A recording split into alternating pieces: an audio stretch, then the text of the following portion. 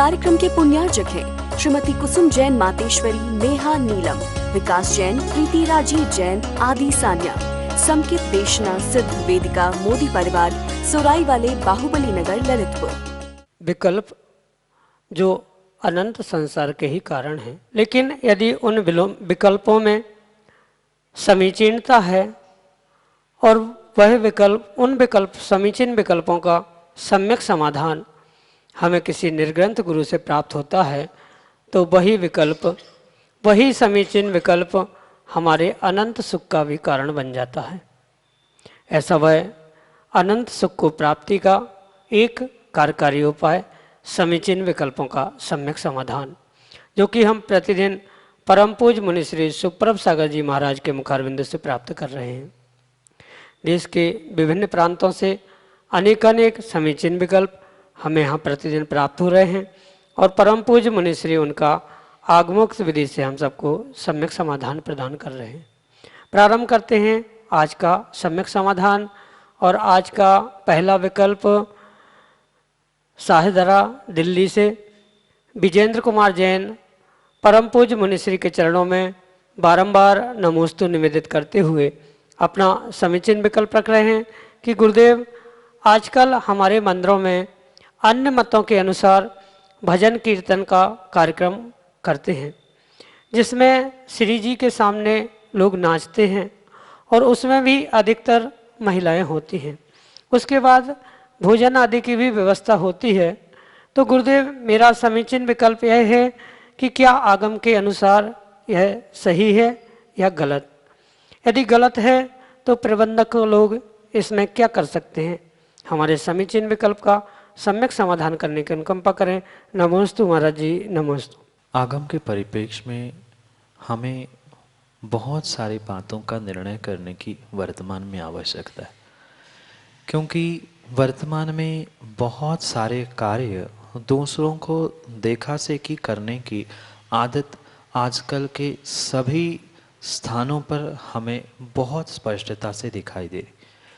और विशेषता तो यह है कि जहाँ कोई नाच गाने रूप या मनोरंजन रूप कार्य हो रहे हैं, वहाँ तो सीधी सीधी पूर्ण रूप से ये देखने में आता है कि जैन दर्शन, जैन धर्म के सिद्धांतों को कहीं लपेटकर अन्य जगह रखा दिया जाता है और मात्र प्रदर्शन, मनोरंजन, इसको ही मूल स्थान दिया जा रहा है। चाहे जितने बड़े बड़े आयोजन हो या मंदिर का छोटा सा छोटा कोई आयोजन क्यों ना हो, पहले तो आगम के परिप्रेक्ष्य में इसको समझने की आवश्यकता इसलिए है कि जिनको इस आगम का बोध नहीं है, आगम की क्रियाओं का बोध नहीं है, वो ही दूसरों की क्रियाओं को देखकर उस पर रुझान करते हुए उनके जैसे करने का पुरुषार्थ और प्रयास करता है। इसलिए आगम में जो शाम के समय में आरती आदि, मंगल गीत आदि की संकल्पना प्राप्त होती है, वहाँ किंचित भी किसी भी प्रकार से कीर्तन, नृत्य आदि का व्याख्यान नहीं है। ये भी नहीं है कि आरती करते समय बिल्कुल उदास होके मुंह लटका के करो, ऐसा भी व्याख्यान नहीं है। पर जो आह्लाद भावों के साथ, गदगदता के साथ, भक्ति के साथ भले ही वह नृत्य आदि का उल्लेख आगम ग्रंथों में फिर भी प्राप्त होता है, पर इसका अर्थ ये नहीं है कि हम अन्य दर्शनों से प्रभावित होते हुए जो जो अन्य स्थानों में हो रहा है उसे ही देखकर उनकी कॉपी करेंगे, तो नियम से अविवेक का दोष तो हमें लगेगा ही लगेगा। साथ में करने वालों के साथ साथ अगर कमेटी आदि लोग उनके लिए सहयोगी बन रहे हैं, निमित्त बन रहे हैं या उनकी अनुमोदना कर रहे हैं, तो किसी न किसी प्रकार से वह भी उस कार्य के दोषों में भागी या पाप के भागी भी कहे जा सकते हैं। साथ में ये जो आपने और कहा है कि उस भजन, कीर्तन, नृत्य आदि के बाद पुनः रात्रि भोजन आदि होता है, ये तो आगम के बिल्कुल विरुद्ध ही कार्य हो रहा है। और वो भी मंदिर में पहुँचे हैं, वहाँ तो मंदिर में आचार्य भगवंतों ने कहा है कि शाम के मंदिर क्या, घर में भी वह पानी तक मुख में नहीं डालना चाहिए। फिर जब भोजन हो रहा है और वो भी मंदिर में एकत्रित होके, भले ही मंदिर में भोजन नहीं हो रहा, मंदिर के कहीं हाल अन्य स्थानों में हो रहा है, तो कहीं ना कहीं प्रबंधक कमेटी, कार्यकारिणी आदि आदि को उसका फल अवश्य पाप रूप भोगना ही पड़ेगा। सीधी सी बात है, जब हमारे आचार्य भगवंतों ने, तीर्थंकर भगवंतों ने रात्रि चारों प्रकार के भोजन का त्याग करने का हमें आदेश दिया है, आज्ञा दी है, तो उनमें से किसी भी प्रकार का, ठीक है जिनकी अनुकूलता नहीं है वह वर्तमान में घर में कर रहे हैं, तो घर में तो फिर भी समझ में आता है कुछ विषमता अनुकूलता, पर ऐसे सामूहिक रूप से आप मंदिरों में करोगे तो आपका कार्य देखे बाकी लोग भी कहेंगे कि कहाँ गए वे जैन जो रात्रि भोजन नहीं करते थे।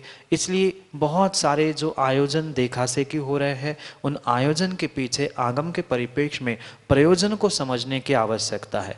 भक्ति गीत या प्रभु की आरती आदि करने में कहीं भी दोष नहीं है, पर उसको जो वर्तमान में उस नृत्य के साथ या उन कार्यों के साथ जो वल्गैरिटी जुड़ी जा रही है या जो विचित्रपना आ रहा है, जैसे भोजन आदि की बात आपने कही, नृत्य के साथ साथ बहुत सारे ऐसे कार्य हो चुके हैं कि वह दशलक्षण में हो या नवरात्रि आदि आदि को जोड़ते हुए जो वर्तमान में कार्य हो रहे हैं, ये किंचित भी आगम के परिप्रेक्ष्य में योग्य नहीं है और भोजन आदि करना तो सर्वथा अयोग्य ही है। इसलिए ये कार्य नहीं करने चाहिए और करने वालों को भी कमेटी आदि मंदिर आदि के व्यवस्थापकों को समझाने की आवश्यकता है, और नहीं समझा पा रहे हैं, कहीं ना कहीं आपकी धन की या किसी अन्य कार्य की लालच के कारण पर आप उनको मना नहीं कर पा रहे हैं, तो नियम से वह व्यवस्थापक भी उनके, भले ही आप नहीं कर रहे हो पर आप व्यवस्थापक हो, इस हैसियत से आपको भी कर्म का बंध, पाप का बंध अवश्य होगा। पद्म कुमार भागवंत भुसावल महाराष्ट्र से परम पूज्य मनीषी के चरणों में बारंबार नमोस्तु निवेदित करते हुए कह रहे हैं कि महाराज जी, ग्रह नक्षत्रों की शांति के लिए कौन सा विधान कर सकते हैं? हमारे समीचीन विकल्प का सम्यक समाधान करने की अनुकंपा करें। नमोस्तु महाराज जी, नमोस्तु। ग्रह नक्षत्र की शांति करने के लिए पहले आप अपनी मन की शांति कर लो, तो बाहर के सभी ग्रह नक्षत्र की शांति सहजता से होगी। ग्रह नक्षत्र ज्योतिष तारे वास्तु ये सब कुछ होते तो है, पर ये मात्र निमित्तभूत होते हैं, आपके उपादान आपके पुण्य को प्रेरित करने वाले नहीं होते। जिस व्यक्ति का पुण्य क्षीण होता है उनके लिए ही ये ज्योतिष ग्रह नक्षत्र वास्तु आदि आदि सब कुछ प्रभावित करने वाले हो सकते हैं, पर वास्तव में जिसका उपादान और जिसका पुण्य तगड़ा है और जो सच्चे देवशास्त्र गुरु का भक्त है, उनको कभी भी ये ग्रह नक्षत्र तारे प्रभावित करते ही नहीं है। और प्रभावित कहीं ना कहीं कर रहे हैं, मतलब ये निर्णय आपको करने की आवश्यकता है कि कहीं ना कहीं आपकी उन सच्चे देवशास्त्र गुरु पे श्रद्धा डगमगा रही है, इसलिए बाहर के निमित्त आपको प्रभावित कर रहे हैं या बाहर के निमित्त आप पे हावी हो रहे हैं। और रही बात विधान आदि की, आप चाहे शांतिनाथ विधान कर लो, भक्तांबर विधान कर लो या कोई महावीर विधान, मुनीसुरतनाथ विधान कर लो, 24 तीर्थंकर समान हैं और 24 तीर्थंकर भगवंतों की शक्ति भी परिपूर्ण रूप से समान है। कोई भी तीर्थंकर किसी भी एक कार्य में कार्य करने वाला ऐसा नहीं कहा। किसी भी तीर्थंकर की आप भक्ति करो, मात्र वर्तमान के ही नहीं, भूत भविष्य किसी भी तीर्थंकर की अगर आपने सच्चे भावों के साथ, सच्चे श्रद्धा समर्पण के साथ पूजा अर्चना भक्ति करना प्रारंभ की है, तो वह आपके ग्रह नक्षत्र जो आपको प्रभावित कर रहे हैं वे सब अपने आप शांत हो जाए। पर अगर हम सर्वथा ऐसा कहेंगे कि मुनीसुरतनाथ भगवान को शनिवार के दिन ऐसे ऐसे विधान के साथ करोगे तो आपके ग्रहों की शांति होगी, तो नियम से आपके और कहने वाले के सम्यक में दोष आएगा, क्योंकि क्षयोक्षमिक सम्यक के चलमल अगाढ़ जो दोष आचार्य भगवंतों ने कहे हैं उसमें यही कहा है कि शांतिनाथ शांति देते हैं, शीतलनाथ शीतलता देते हैं, मुनीसुरतनाथ ग्रह कष्ट मिटाते हैं।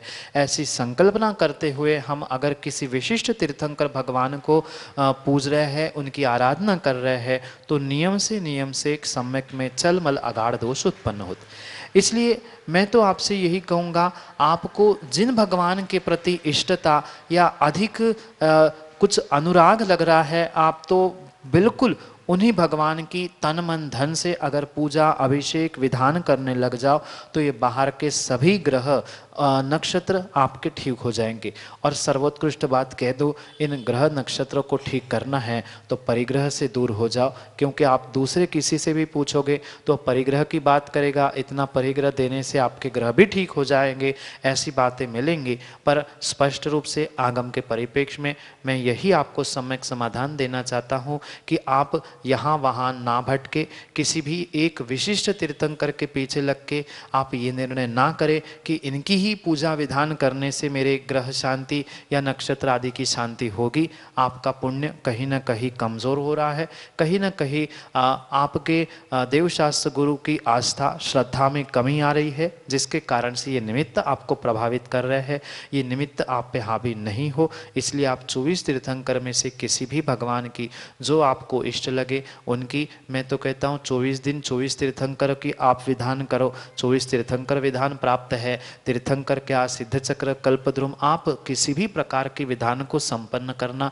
अगर भावों की विशुद्धि है, अगर आपने परिपूर्ण रूप से सच्चा श्रद्धा समर्पण आस्था के साथ अगर किसी भी एक भगवान की आराधना या विधान करना प्रारंभ किया है तो अपने आप उन ग्रह नक्षत्र आदि की शांति हो ही जाएगी। क्योंकि अन्य आप कहीं भी पता करोगे तो परिग्रह के राग में वे अमुक ग्रह पर वर्तमान में ये परंपरा प्रारंभ हुई है कि अमुक ग्रह पर ये भगवान, अमुक ग्रह पे ये भगवान, तो उन ग्रहों में दिनों में जो उन भगवंतों को बांटा गया है, पूर्वाचार्यों ने किसी भी प्राचीन ग्रंथों में इसका कहीं भी उपव्याख्यान नहीं किया है। इसलिए आप तो 24 तीर्थंकर में से जो आपके लिए इष्ट हो, जो आपके लिए अनुराग के लिए योग्य हो, या जो आपके मंदिर में मूल नायक आदि हो, आप उनकी विशेष रूप से भक्ति करें। प्रथम सुदर्शन स्वामी विजय अचल मंदर कहा, विद्युन्माली नाम पंचमेरु जग में प्रकट। जो पंचमेरु की पूजा है उसमें स्वयं कवि ने लिखा है और यही व्यवस्था है, क्योंकि सुदर्शन मेरु सबसे ऊंचा और मध्य में है, तो प्रथम मेरु उस सुदर्शन मेरु यानी सुमेरु पर्वत को ही मानना होगा।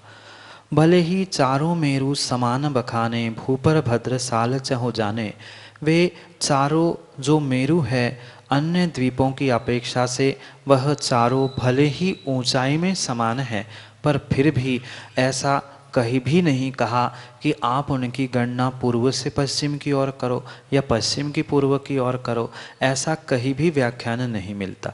जो पूजा आदि के निमित्त से क्रम प्राप्त होते हैं, सुदर्शन, विजय, अचल, मंदर और विद्युन्माली, ये एक क्रम मात्र परंपरा से उस पूजा आदि के निमित्त से प्राप्त हुआ क्रम है। पर आगम के परिप्रेक्ष्य में हम अगर समझे तो आगम में उन मेरु को समझने के लिए पहले तो हमने मध्य के जो सुमेरु सबसे ऊंचा है उसका निर्धारण किया, वो मध्य मेरु हुआ, वो पहला मेरु हुआ। फिर आप गणना में चाहे पूरब के पहले 2 गिन लो, फिर पश्चिम के 2 गिन लो, नहीं गिनना है तो पहला सुमेरु के बाद दूसरा पूरब का, तीसरा पश्चिम का, चौथा पुनः पूर्व का, 5वां फिर पश्चिम का, ऐसे किसी भी प्रकार से हम उसका क्रम बना सकते हैं। ऐसा क्रम का कहीं भी आगम में आचार्यों ने निर्धारण नहीं किया है कि हम उसे इसी प्रकार से गिनते हैं, क्योंकि ये जो कुछ भी पूजा की जयमाला आदि में जो संख्या या क्रम दिया गया है ये मात्र पूजा तक ही सीमित है। ऐसा क्रम का कहीं ऐसा ही क्रम है ऐसा कहीं भी नहीं लिखा गया। और साथ में ये बात और समझने योग्य है, हमारे आचार्य भगवंतों ने चाहे मंत्र हो या किसी भी प्रकार की गणना हो, उस गणना को करते हुए 3 प्रकार का व्याख्यान किया या 3 प्रकार की गणना की बात की। यह 3 प्रकार का गणना का ऐसा उल्लेख आचार्य भगवंत कहते हैं, यथा तथानुपूर्वी, पश्चातानुपूर्वी और वह पूर्वानुपूर्वी। यानी जैसा क्रम है, जैसा मिल रहा है वैसे ही पढ़ना। यानी कि अगर नमोकार भी पढ़ना है, नमो अरियंताणम से लेके नमो लोय सवसाउणंतम यथा क्रम से पढ़ना। इस क्रम से भी हम मंत्र पढ़ सकते हैं या किसी की गणना कर सकते हैं। साथ में जो पश्चातानुपूर्वी कहा है, यानी नमो लोहे सवसाउणो नमो उच्चारणम करते हुए नमो अरिहंताण तक पहुंच सकते हैं। ऐसे ही मेरु के क्रम में भी हम समझ सकते हैं। साथ में जो पश्चातानुपूर्वी के साथ याथा तत्थानुपूर्वी, कहीं से भी कहाँ तक पढ़ो पर संख्या पूरी होनी चाहिए। ऐसे ही हम सुदर्शन से लेके विद्युन्माली तक, विद्युन्माली से लेके सुदर्शन तक, क्योंकि गणित आदि में भी आपने पढ़ा होगा चढ़ता क्रम, उतरता, और ये सभी असेंडिंग डिसेंडिंग ऑर्डर में ये हम किसी भी प्रकार से उसका क्रम बना सकते हैं। ऐसा ज़रूरी नहीं है कि इसी क्रम से हमें क्रम बनाना है। हाँ, ये परम सत्य है कि बीच का मेरु बड़ा है, ऊंचा है, और पूरब के दो और पश्चिम के दो ये दोनों बिल्कुल समान हैं। पर ऐसा ज़रूरी नहीं है कि हम पूरब से ही उसका क्रम लगा ले, कोई पश्चिम से ही लगा ले, मध्य से लगा ले। हम किसी भी प्रकार से अगर उसे समझ रहे हैं तो उसमें कहीं भी दोष नहीं है। वह बीच का मेरु मात्र सुदर्शन मेरु है और वह बड़ा मेरु है, ये निर्णय करके हम क्रम कहीं से बनाएं। वह मेरु जहाँ है, जैसे है, वो व्यवस्थित है, पर उसके क्रम से हमें कोई भी बदलाव करने की, या क्रम कैसा हो कैसा नहीं हो उस पर भी विकल्प करने की आवश्यकता नहीं है। पांचों मेरु के नाम आ जाए, क्रम कैसा ही हो, हमें माना कि सुमेरु के बाद विद्युन्माली याद आ गया, हम उसके विषय में चिंतन करें या उसके दर्शन करें, फिर इधर मंदर मेरु आदि आ जाए तो भी कोई दोष नहीं है। क्रम तो जैसा वहाँ निर्धारित है वैसा क्रम, बीच में मध्य में सुदर्शन मेरु, फिर दो पूर्व दो पश्चिम, इस प्रकार के वे विजय, अचल, मंदर और विद्युन्माली है। पर उनका क्रम का कहीं निर्धारण नहीं है कि सब क्रम का पूर्व से पश्चिम हो या पश्चिम से पूर्व हो, ऐसा निर्धारण कहीं स्पष्ट रूप से नहीं मिलता। पर ये पांच मेरु है, पर ये भी पक्का है शुरुआत मध्य से, क्योंकि वह बड़ा है, वहाँ से करेंगे तो अन्य पूर्व पश्चिम के हम जैसे चाहे क्रम बना के उसको समझ सकते हैं, उसके दर्शन और उसके स्मरण भी कर सकते हैं। यही आपके लिए सम्यक समाधान। डॉक्टर प्रकाश चंद्र जैन सोधिया, महाराजपुर, सागर, मध्य प्रदेश से अगले समीचीन विकल्प के लिए हमारे सामने। भगवान, घाता इष्ट किसे कहते हैं, और जो संयमी जीव हैं जिनने देवायु का बंद कर लिया है और संयम से च्युत होते हैं, तो वो कहाँ जाएंगे, कितना आयु का घात होगा उनका। और यदि वही जीव सम्यक दर्शन से च्युत होता है तो फिर उसको कहाँ जाएगा, या उसका कितना घात होगा उसकी आयु का। कृपया समाधान दीजिए। डॉक्टर साहब, बंधे हुए आयु का जब किसी कारणों से घात होता है, यानी माना कि सामान्य ही दृष्टांत से हम समझे, किसी ने 50 वर्ष की आयु बांधी, देवायु में इतनी नहीं होती पर एक समझने के लिए दृष्टांत रूप में 50 वर्ष की आयु किसी ने बांधी, या 50 सागर या किसी ऐसी संख्या को समझना।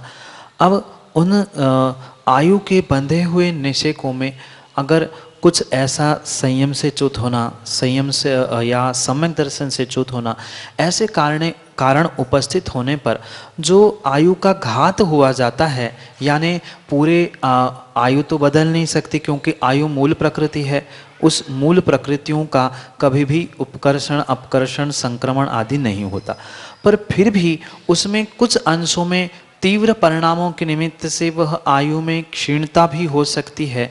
तो वह जो आयु कुछ अंशों में, मात्र कुछ अंशों में जो घटती है, उसको वह घातायुष्क कहा जाता है, जो संयम या सम्यक दर्शन आदि के बहुत सारे कारणों से जिसका बंधे हुए आयु का कम होना, इस सामान्य भाषा में घातायुष्क की परिभाषा की जा सकती।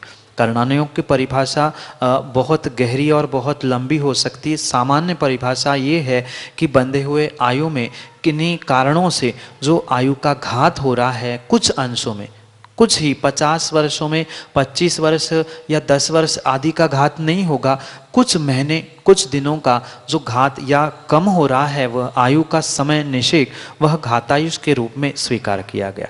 साथ में जो संयम के निमित्त से च्युत हुआ या सम्यक दर्शन से च्युत हुआ आदि के निमित्त से जो भी व्याख्यान प्राप्त होता है उसके लिए हमें लंबे समय की आवश्यकता है, क्योंकि सबके कारण विस्तार से समझने की आवश्यकता है। अभी उतना समय अपने पास नहीं है कि सम्यक दर्शन को ही समझने के लिए हमें कम से कम करणानियोग के उन सिद्धांतों को समझने के लिए, और क्योंकि एक कारण से तो कोई कार्य सिद्ध नहीं होता, क्योंकि ये करणानियोग के सिद्धांत है, एक के साथ अनेक कारण जब जुड़ते हैं सभी का समवाय होता है तब वह कार्य सिद्ध होता है।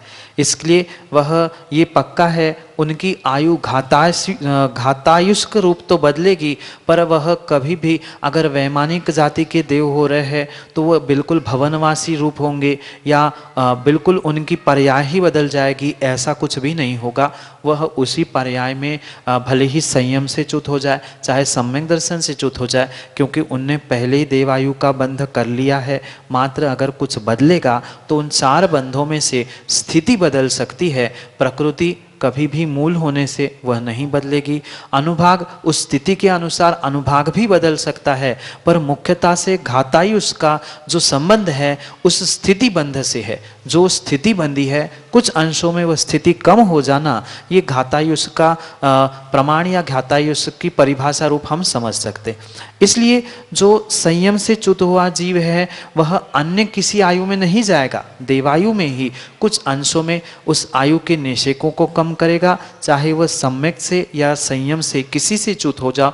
दोनों का गणित जबकि भिन्न भिन्न है, पर इतने अल्प समय में उसको समझना और समझाना भी संभव नहीं है। आप समय से फुर्सत से कभी बैठना, फिर इसके विषय में करणानियोग के ग्रंथ, पूर्वाचार्यों के दृष्टांत, उनकी गाथाएं आदि सब हम सामने लेकर उसको विस्तार से समझने का प्रयास करेंगे, क्योंकि समय अल्प है। इसमें इतना ही हम समझे, आयु का कुछ अंशों में क्षीण हो जाना, कम कर लेना, ये घातायुष्क कहा। और वह मात्र स्थिति रूप ही वह घातायुष्क आचार्य भगवंतों ने स्वीकार किया है। किसी भी अन्य प्रकार से उसकी प्रकृति या अन्य प्रकार से प्रदेश आदि नहीं बदलेंगे, मात्र स्थिति बदलती है। यही आपके लिए सम्यक समाधान। महेंद्र कुमार जैन, चिरगांव, झांसी, उत्तर प्रदेश से अगले समीचीन विकल्प के लिए हमारे सामने। गुरुदेव, मैं चिरगांव जिला झांसी से हूँ। मैं सबसे पहले चिरगांव जैन समाज की ओर से आपके चरणों में बारंबार नमोस्तु निवेदित करता हूँ। गुरुदेव, मेरा प्रश्न है कि वैसे तो हम लोग प्रतिदिन भक्तांबर पाठ मंदिर में या घर में बैठ कर के आसन से करते हैं, लेकिन कभी कभी समय के अभाव में पाठ नहीं कर पाते हैं। और हम लोग जो नौकरी पेशा हैं, तो क्या विद्यालय ऑफिस जाते समय, कार या बाइक चलाते समय हम लोग भक्तांबर का पाठ, अब पाठ तो नहीं कहेंगे गुरुदेव, उसको एक स्तुति या भजन के तौर पर पढ़ सकते हैं या नहीं? शंका का समाधान करेंगे गुरुदेव। नमोस्तु गुरुदेव। विधि पूर्वक जो पाठ होता है वह तो एक स्थान पर ही बैठ के होता है, जिसको आगम में किसी मंत्र, भक्ति, स्तुति, स्तोत्र आदि का पाठ का है। पर ये भी सत्य है, वर्तमान के इस काल में कभी कभी ऐसा होता है कि समय नहीं मिला, एक स्थान पे बैठकर पाठ नहीं कर पा रहे हैं, तो हम रास्ते में चलते चलते भी उसका उच्चारण कर सकते हैं। पर उच्चारण करते समय ये अवश्य ध्यान रखने की आवश्यकता है कि हम द्रव्य, क्षेत्र, काल आदि का परिपूर्ण रूप से भान रखें। अगर हमने जूते चप्पल पहन के रखे हैं तो किसी भी प्रकार से उच्चारण करते हुए वह भक्तांबर, मंत्र आदि आदि का हम पाठ या उच्चारण नहीं कर सकते।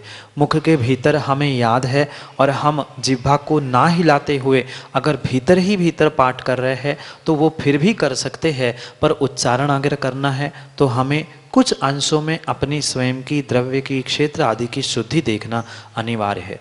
क्योंकि हम भक्तांबर आदि का जो उच्चारण, मंत्र आदि का जो उच्चारण कर रहे हैं, वहाँ द्रव्य की, क्षेत्र की शुद्धि नहीं होगी, तो नियम से हमें उस मंत्र, पाठ या भक्तांबर स्तोत्र आदि का अशुद्ध स्थानों पर उच्चारण करने का अवश्य दोष लगेगा।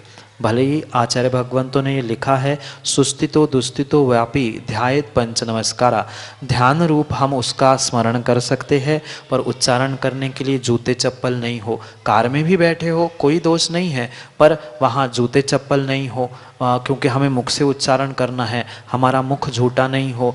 ऑफिस में भी बैठे हैं, कई काम के यहाँ भी बैठे हैं, वहाँ भी पैरों में जूते चप्पल छोड़ के कुल्ला आदि करके वहाँ बैठ के कर रहे हैं, गाड़ी में बैठ के कर रहे हैं, बस आदि में भी कर रहे हैं तो दोष नहीं है, पर उच्चारण नहीं होना है। और उच्चारण करना है तो हमें इस बहिरंग शुद्धि का भी ध्यान रखना है। बहिरंग शुद्धि के साथ आप कहीं भी पाठ करो, कहीं भी उच्चारण करो, उसमें दोष नहीं है, पर पाठ करते समय उस द्रव्य क्षेत्र काल आदि की शुद्धि का ध्यान रखते हुए करेंगे तो विशेष पुण्य मिलेगा। और नहीं शुद्धि है तो मन में पढ़ो, मन में बिना जीवा हिलाए बिना उच्चारण किए पढ़ो तो भी चलेगा। यही आपके लिए सम्यक समझ। जय जिन बंधु, आप हम सभी लाभ ले रहे थे बहुचर्चित कार्यक्रम समीचीन विकल्पों का सम्यक समाधान। यह कार्यक्रम प्रतिदिन 5:13 पे YouTube चैनल सुप्रभुवाच के माध्यम से प्रसारित होता है एवं उसका प्रसारण पारस टीवी चैनल के माध्यम से शाम को 4 बजे होता है। अगर आप अपने मन में उठने वाले विकल्पों को हम तक पहुंचाना चाहते हो, आपकी जिज्ञासाएं, अपने प्रश्न हम तक पहुंचाना चाहते हो, तो हमारा जो नंबर है 8707548811, यह व्हाट्सएप का नंबर है। इस पे आप व्हाट्सएप के द्वारा अपना ऑडियो मैसेज या टेक्स्ट मैसेज के द्वारा अपना विकल्प हम तक पहुंचा सकते हो। जीमेल के द्वारा samyak.samadhan@gmail.com, इसके माध्यम से भी आप अपना विकल्प हम तक पहुंचा सकते हो। और सुप्रभुवाच इस चैनल को लाइक करें और सब्सक्राइब करें, क्योंकि उस पर सुविशुद्ध ज्ञान धारा प्रतियोगिता का संचालन हो रहा है और आप उस कार्यक्रम में भाग लेके अपने ज्ञान की बढ़ोतरी करते हुए साथ साथ पुरस्कार भी प्राप्त कर सकते हैं। अधिक जानकारी के लिए आप सुप्रभुवाच यूट्यूब चैनल को सब्सक्राइब करें।